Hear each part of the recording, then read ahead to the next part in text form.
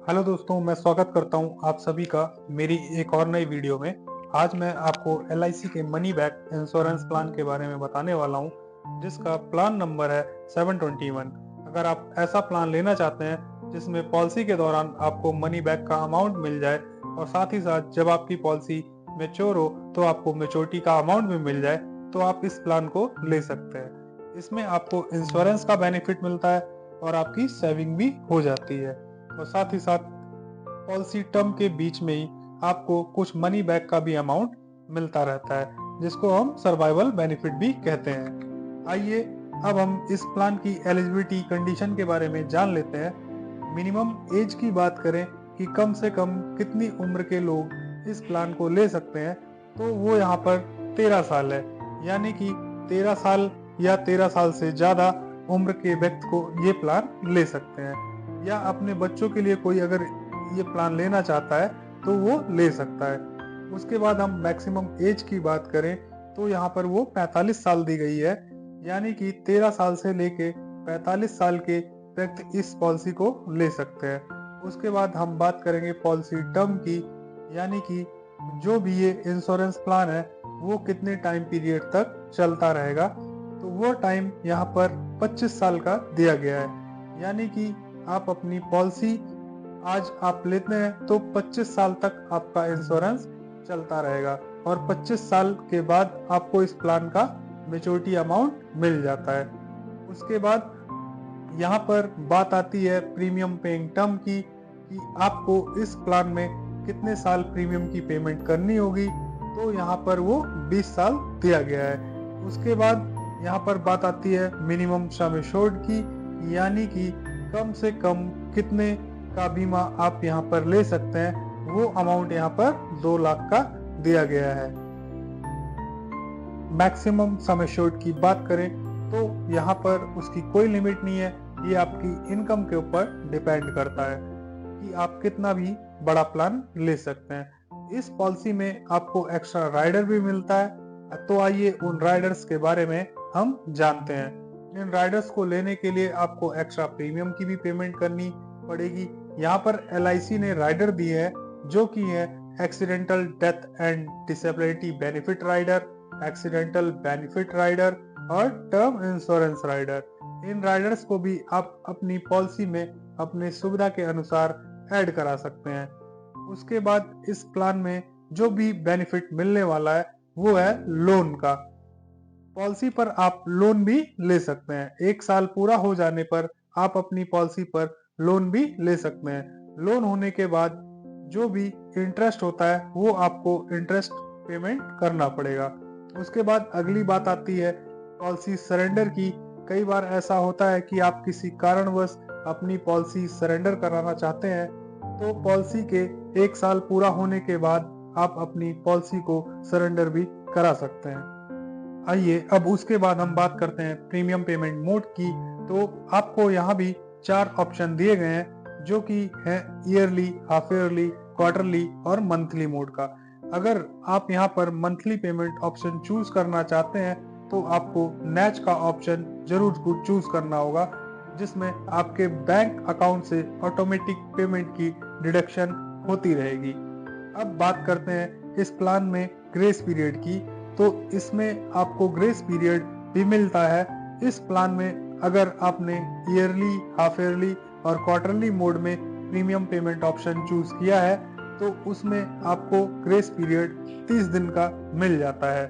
लेकिन अगर आपने monthly premium payment option choose किया है तो उसमें केवल आपको 15 दिन का ही ग्रेस पीरियड दिया जाता है। आइए दोस्तों, अब हम बात करते हैं रिवाइवल टाइम पीरियड की। दोस्तों, अब हम रिवाइवल पीरियड की बात करेंगे।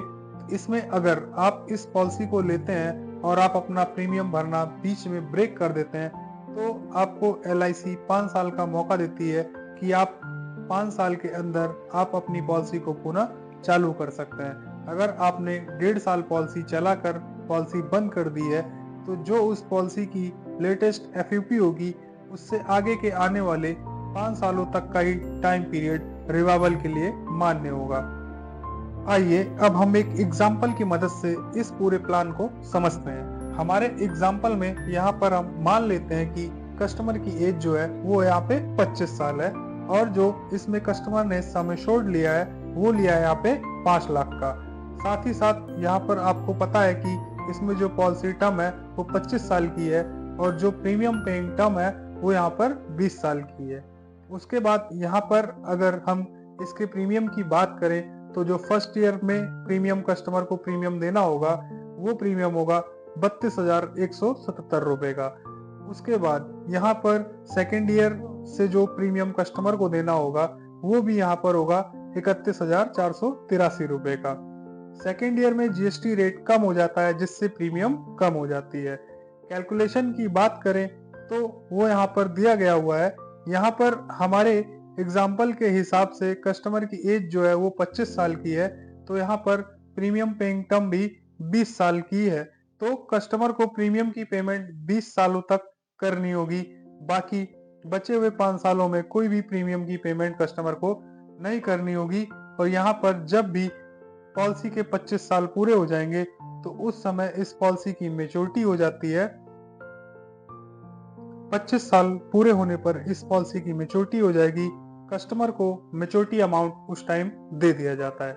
मेच्योरिटी के पहले आपको यहाँ पर 4 बार सर्वाइवल बेनिफिट भी मिलते हैं। आइए उनको भी यहाँ पर जान लेते हैं। यहाँ पर जब आपका 5वां साल पूरा होगा तो आपको 5 लाख सम एश्योर्ड का 15% तो उसका होता है 75,000 रुपए। तो वो आपको हर 5वें साल, 10वें साल, 15वें साल और 20वें साल मतलब यानी कि 4 बार आपको 75,000 रुपए का मनी बैक अमाउंट मिलता रहेगा। कस्टमर के सम एश्योर्ड का 15% अमाउंट 4 बार आपको मनी बैक के रूप में मिलता है। और यहाँ पर जब आपकी पॉलिसी टर्म 25 साल पूरी हो जाएगी तो आपको यहाँ पे इस प्लान की पूरी मेच्योरिटी का अमाउंट मिल जाता है।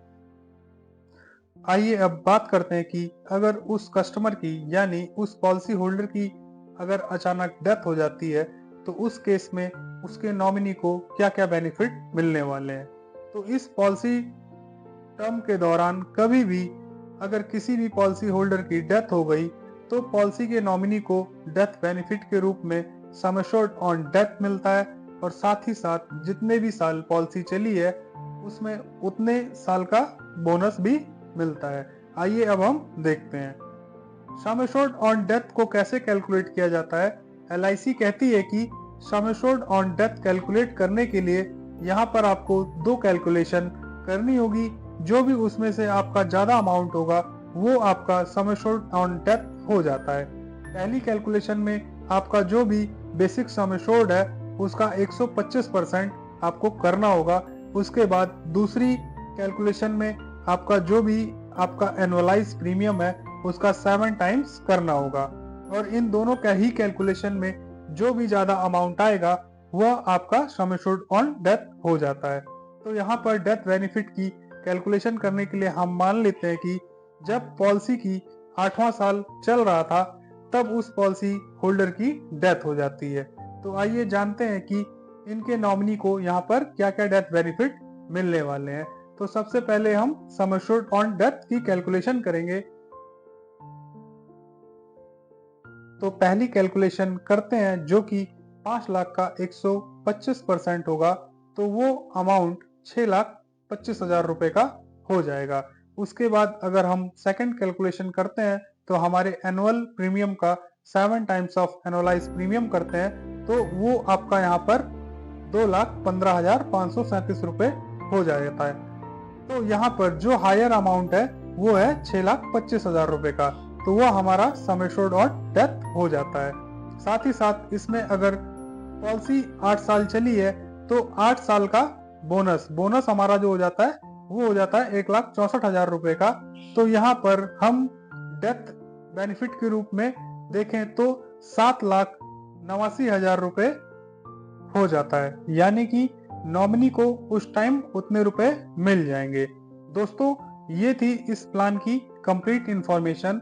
अगर आपको मेरे द्वारा दी गई जानकारी समझ में आई हो तो मेरे इस वीडियो को लाइक जरूर करें।